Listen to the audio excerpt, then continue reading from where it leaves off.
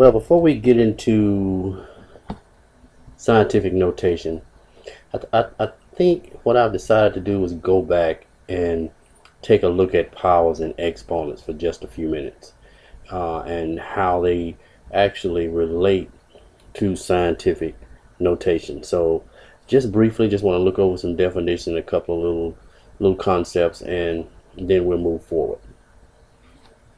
Okay, so a power is a number that is expressed using an exponent.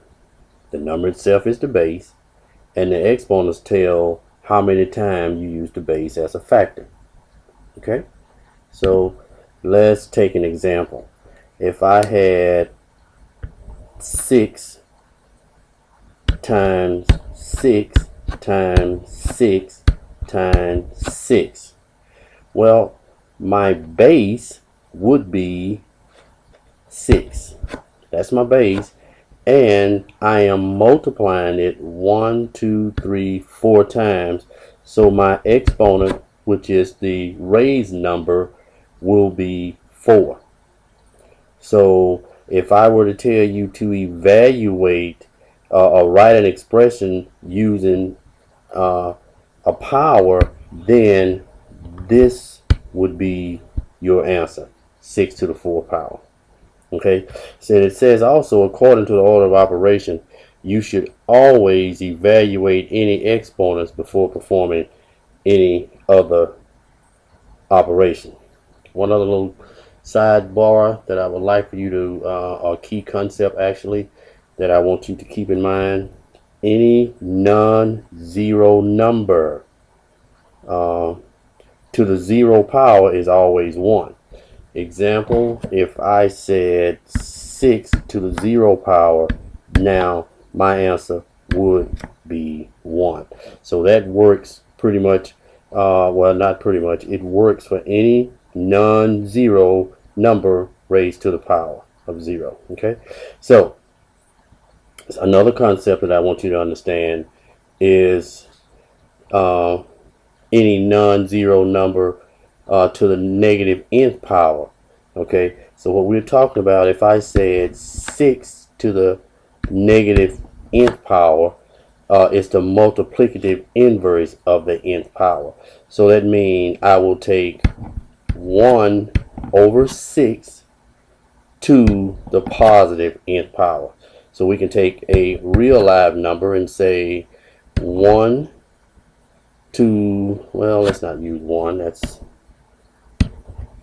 use 6 again. If we said 6 to the negative 5th power, this will be it's simplified as 1 over 6 to the 5th power. Again, if it's negative, this is what we get, and any number raised to the 0 power, this is what we get. So I want to make sure you guys understand those rules first. Now let me go ahead and add something else in here, and these are our base 10 sum and exponential form and what the standard form is. So let's just take a look at a couple. So again, if we take 10 to the 0 power, standard form, this will equal 1. Make sure you understand that that's a 0. If I took 10 to the 1st power, then standard form, that's 10. If I took 10 to the 2nd power, standard form, that is 100. And again, as you see, we take 10 to the 0 power, which is 1, 1st power, add a 0, 2nd power, add 2 zeros, and 10 to the 3rd power will be 1,000, and so on. Okay, so this is exactly how we would look at this building up to scientific notation. One more thing I want to take a look at: if I ask you to write an expression using powers, if I said, Jeremy, write this expression: 3 times 3 times 3 times 3 times 5 times 5 times 5 times 5 times 5. And I ask you to write that as an expression. The only thing you would do first is just look at your base. We know we have base 3. So we know we have a base 3. We also know that we have a base 5. So we can easily separate them. Okay. So if we separate them, we got 3 to the 1, 2, 3, 4 power and 3 to the 4 power times 5 to the 1, 2, 3, 4, 5, 5 to the 5th power. Now remember, I'm saying write as an expression. If I said write expressions, if I said we want you to look at this expression and write an expression using exponents, this is what I'm looking for. I'm not looking for you to solve it. I'm saying to write it using exponents. If I ask you to evaluate, say if I say evaluate, if I said evaluate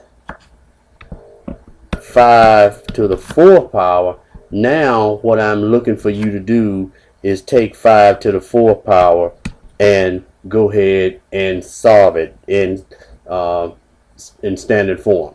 So that'll be 5 times 5 times 5 times 5, which is 625.